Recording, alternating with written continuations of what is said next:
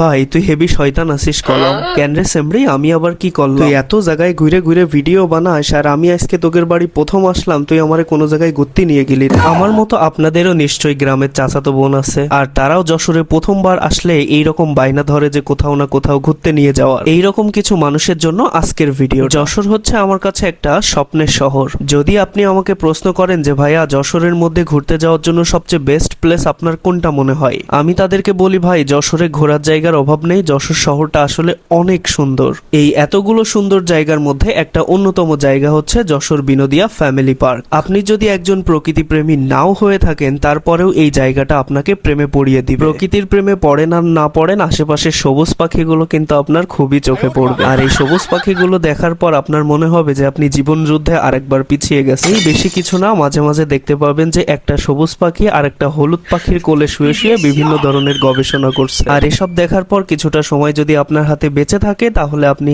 আশপাশের প্রকৃতিটা একটু ঘুরে দেখতে পারেন। সবাই সুস্থ থাকবেন, ভালো থাকবেন, নামাজের কথা মনে রাখবেন, আর আমার পেজটা অবশ্যই ফলো করে দিবেন। ধন্যবাদ।